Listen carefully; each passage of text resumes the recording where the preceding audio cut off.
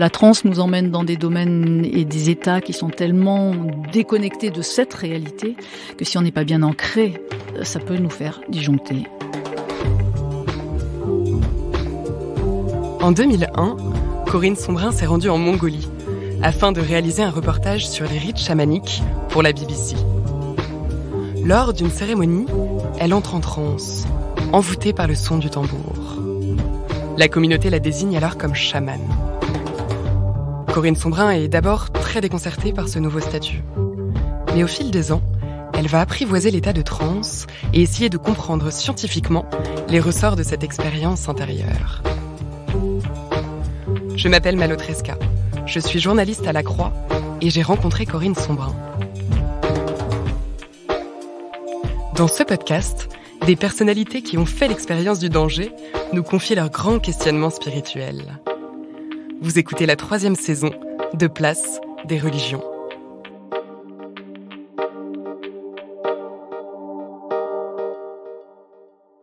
Bonjour Corinne Sombrin. Bonjour Malou. On pourrait difficilement le soupçonner en vous voyant aujourd'hui rêver comme ça avec votre jolie veste cintrée, mais vous êtes reconnue comme chamane par des chamanes de Mongolie et vous êtes aussi écrivaine voyageuse. Alors comment une femme comme vous, qui a fait ses études, qui a longtemps travaillé dans des villes importantes entre Nice, Cannes et Londres, en vient-elle soudain à se faire justement reconnaître chamane au fin fond des steppes mongoles, à la frontière avec la Sibérie ? Je pars en Mongolie en 2001 pour faire un reportage pour BBC World Service, un reportage sur les cultures et les religions. Et la Mongolie pratique le chamanisme, la culture là-bas c'est le chamanisme. Et j'étais chargée de faire découvrir aux auditeurs les pratiques chamaniques.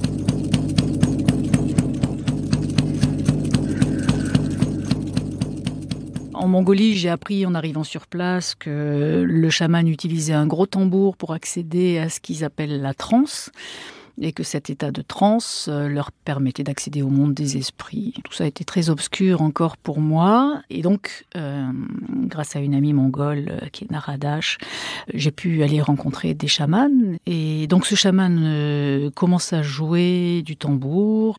Et là, j'ai un effet auquel je ne m'attends pas du tout. C'est-à-dire que je me mets à sauter, bouger. Et le plus étonnant, au lieu de parler, je me mets à hurler comme un loup.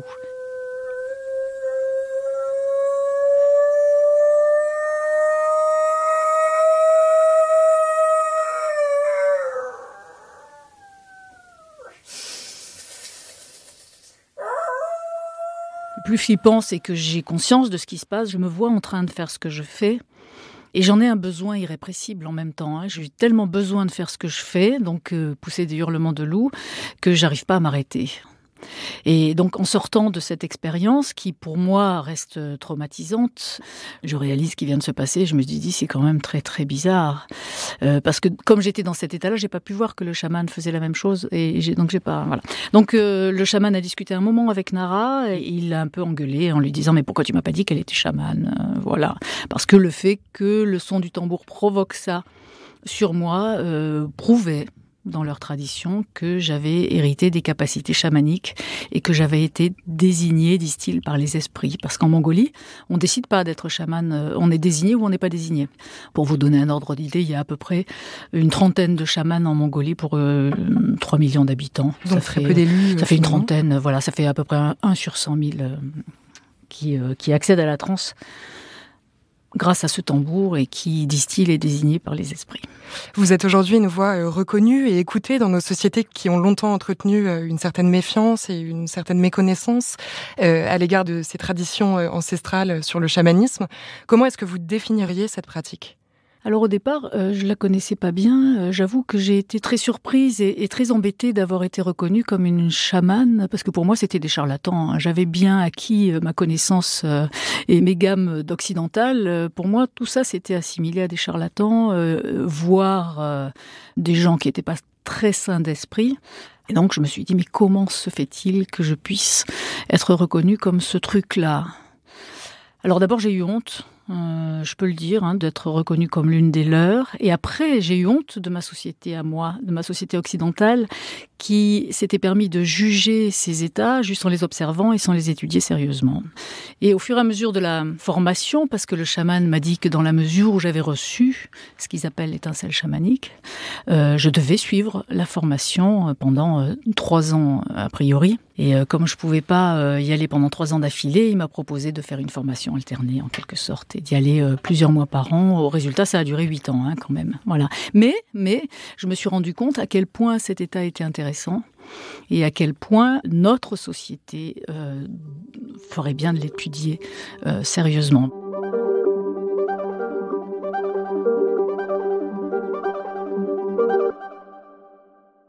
Ce moment où vous êtes entré pour la première fois en transe, vous n'aviez pris aucune substance psychoactive. Est-ce que vous pourriez nous redire vraiment ce que vous avez ressenti à ce moment-là ? Vous nous parliez d'un besoin irrépressible de faire le loup. Oui, d'abord, mais mon corps s'est mis à bouger alors que je m'y attendais pas. Je me suis mise à frapper sur mes cuisses, avec mes mains sur mes cuisses. Je me suis mise à trembler d'abord, à tel point que Nara m'a dit après, parce que sur le moment je m'en rendais pas compte, que les Mongols qui assistaient à la cérémonie ont conseillé à Nara de me faire sortir de la cérémonie parce que j'avais peur, tellement je tremblais. Et voilà, en fait c'était déjà les effets de transe. Et après ça s'est traduit en sautillement, et puis après les hurlements de loup sont venus. Et puis j'ai eu des visions qui étaient les yeux fermés, qui étaient les visions d'une porte dans le son. J'avais l'impression que si je passais cette porte dans le son, j'allais passer dans une autre dimension. Le chaman a arrêté la cérémonie. Il a réussi, dit-il, à me ramener de cet état avant que je passe cette porte. Je crois que vous l'avez dit aussi à plusieurs reprises, mais vous auriez pu y rester finalement. Alors eux disent qu'on peut perdre son âme, et si on a perdu son âme, ça veut dire qu'en fait on n'a plus de conscience de soi. On pourrait rester prostré, parce que pour eux, quand cette âme s'en va, on n'est plus habité par cette âme, et donc pour eux c'est comme équivalent à la mort. C'est quelque chose de très violent que vous avez vécu, quelque chose d'extrêmement déroutant pour nous. Est-ce que vous avez une explication aussi à cette transformation en loup ? Eh bien non, aucune. Et on n'en a toujours pas aujourd'hui. Simplement, c'est le travail qu'on essaie de mener au travers des études en neurosciences, de comprendre ce qui se passe dans le cerveau pour essayer d'en comprendre au moins, sinon en avoir l'explication, d'en comprendre au moins la raison neurophysiologique. Est-ce qu'il y a des caractéristiques communes à cet état-là dans toutes les pratiques chamanes, y compris celles d'autres traditions ? Alors oui, pendant ces états de transe, on a une force qui est augmentée, la perception de la douleur qui est diminuée, la perception du temps est modifiée. Et on a accès à des informations qui sont différentes de celles auxquelles on a accès dans un état de conscience ordinaire, avec une impression d'être dans une interaction amplifiée par rapport à son état de conscience ordinaire. Eux appellent ça le monde des esprits, mais on comprend tout à fait dans cet état-là que tout d'un coup, tout parle autour de nous. On peut commencer à dialoguer, entre guillemets, avec les arbres, avec les animaux, même avec des humains. Non, je plaisante là. Et comment est-ce qu'on se sent après une telle expérience ? Vidé, incrédule, apaisé ? Lors d'une première expérience, quand on n'est pas prévenu, on se sent surtout inquiet. On se dit comment j'ai pu sentir à ce point que mon corps se transformait, que j'avais l'impression d'être un animal. Alors c'est pas toujours un loup, ça dépend. Après, au fur et à mesure de la pratique, il y a des tas de transformations qui interviennent avec différents animaux ou personnages. C'est pas toujours un animal, ça peut être un personnage. Et c'est ce que eux appellent la transe de possession, où ils disent que, en fait, un esprit vient vous posséder pendant cet état de transe et vous donner ses pouvoirs. Voilà. Parce que le chaman, en soi, n'a aucun pouvoir, sinon celui d'accéder à la transe. Et en fait, c'est la pratique de la transe, en étant possédé par différents esprits, que le chaman va acquérir ses capacités.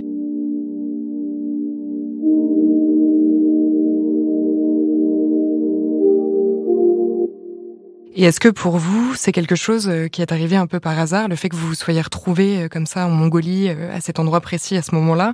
Ou est-ce que vous y voyez aussi une forme de prédestination ou des signes avant-coureurs ? Alors, eux, ils voient évidemment plein de signes avant-coureurs et simplement des signes auxquels j'ai pas fait attention et qui donnent l'impression qu'on est là par hasard.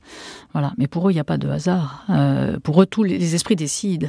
L'invisible, la notion d'invisible dans ces traditions, quelles qu'elles soient, dans toutes les traditions de type chamanique, ce sont les esprits qui nous guident. C'est-à-dire que pour eux, les esprits sont les gardiens du maintien d'une harmonie dans le monde.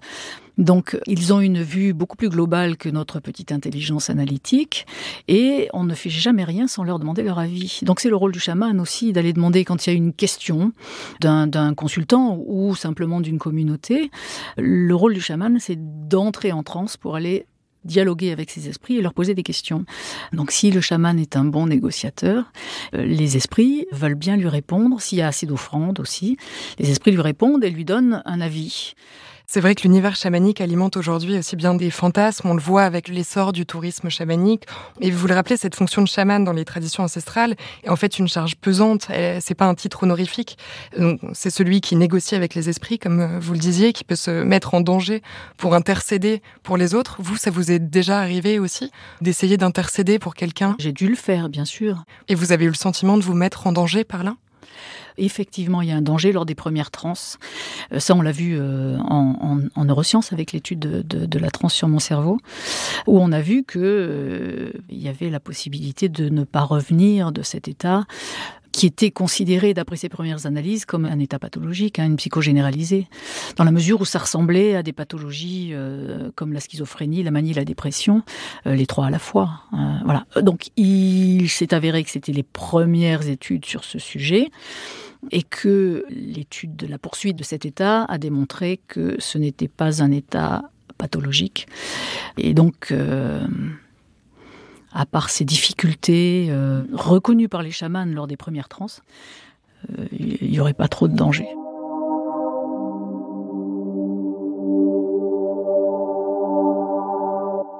Et donc pendant près de 8 ans, vous avez appris, donc aux côtés non pas de Balgir, mais d'Enketouya, une autre chamane éleveuse de rennes, à maîtriser ces phénomènes-là. Est-ce que ça a été fastidieux pour vous d'en comprendre un peu les clés dans votre cerveau ? Comme tout apprentissage, ça a été difficile de pratiquer la transe dans un environnement étranger, bien que bienveillant.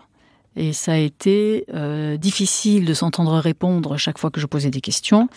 Les esprits t'enseigneront. C'est-à-dire que, voilà, et pourquoi ci, et pourquoi ça, et pourquoi je... Comme fait tout occidental, je veux dire, c'est notre façon d'apprendre, nous. L'apprentissage intuitif, on ne connaît pas. Dire se jeter dans l'eau et puis nager, apprendre à nager en se jetant dans l'eau, on ne sait pas faire. On va d'abord lire le manuel, comment on nage, voilà. Bon.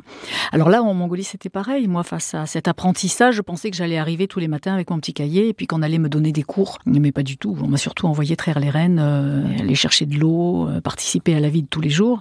Et après, j'ai compris que, en fait, ça avait sauvé ma santé mentale parce que ça m'avait ancré dans des pratiques naturelles, d'aller chercher de l'eau, de couper du bois, et que la transe nous emmène dans des domaines et des états qui sont tellement déconnectés de cette réalité que si on n'est pas bien ancré, si on n'a pas une colonne vertébrale bien solide, ça peut nous faire disjoncter. Et est-ce que ces expériences ont changé, dans ce cas, votre rapport à vous-même, votre rapport à la mort ? Complètement. De par le fait de ce qu'on vit pendant les transes, tout d'un coup, on a accès à un invisible qu'on ne voyait pas avant, dont on n'avait absolument pas conscience avant. Il se passe des choses, il y a plein de choses qui se baladent dans l'invisible, plus les informations auxquelles on a accès, plus le plaisir de discuter avec ce qui nous entoure et d'avoir une relation amplifiée à ce qui nous entoure, d'où l'intérêt, nous, qu'on trouve dans le développement de la pratique de cet état pour une majorité de gens, pour changer notre rapport au monde. Vous avez eu ce mot très fort au début de notre entretien en disant, en revenant de Mongolie, j'ai eu honte de ma société. C'est vrai qu'il y a un vrai risque de marginalisation sociale, on l'imagine quand on se reconvertit comme ça, qu'on change radicalement de mode de vie et qu'on approche ces mondes un peu parallèles. Comment ont réagi vos proches quand vous êtes rentrés de ces voyages-là ?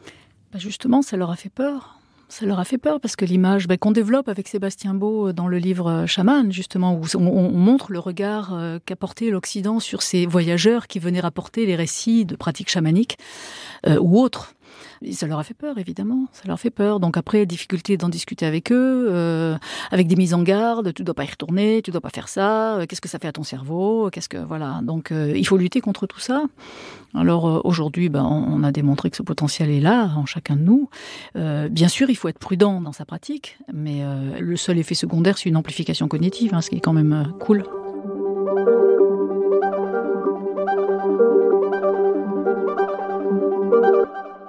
Et en 2006, vous avez donc décidé de collaborer avec des chercheurs pour comprendre les mécanismes cérébraux liés à ces états-là.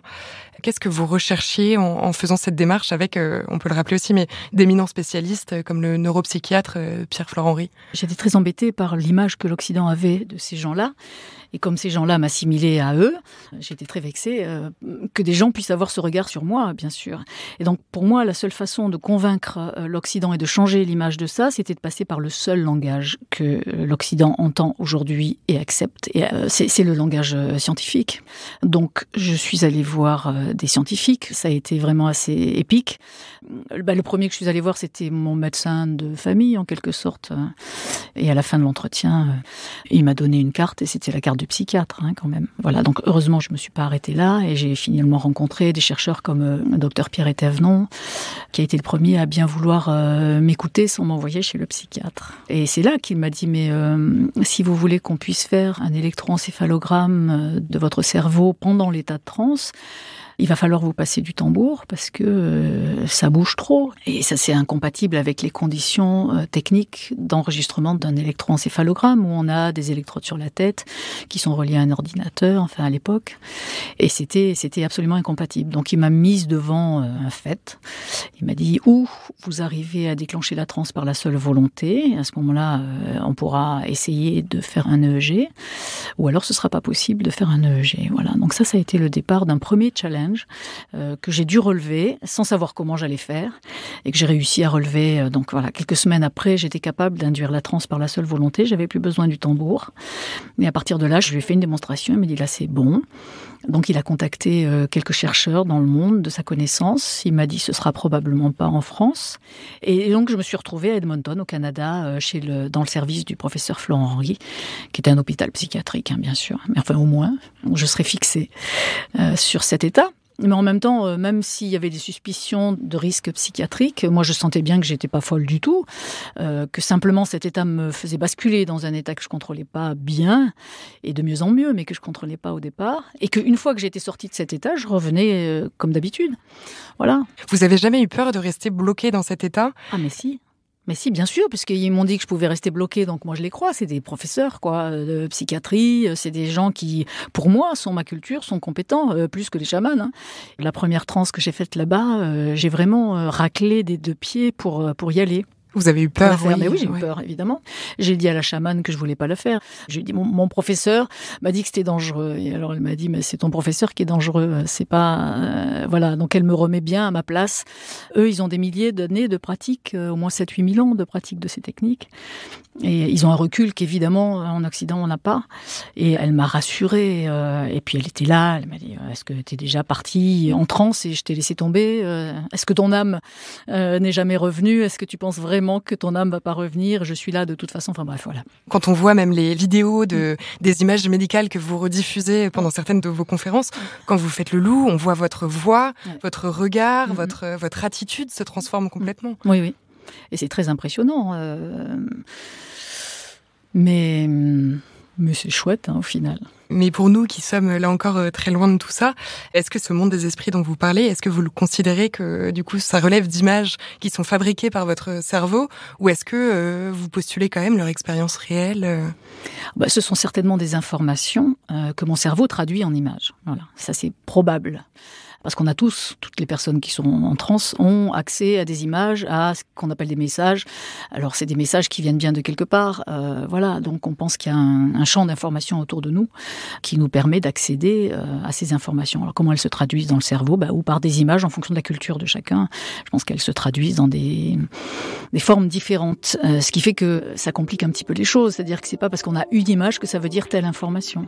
On a une image par personne et chacun va traduire une information dans l'image qui lui est la plus appropriée ou qui est la plus appropriée à la façon dont son cerveau va la traduire. Voilà. Ce serait trop simple sinon.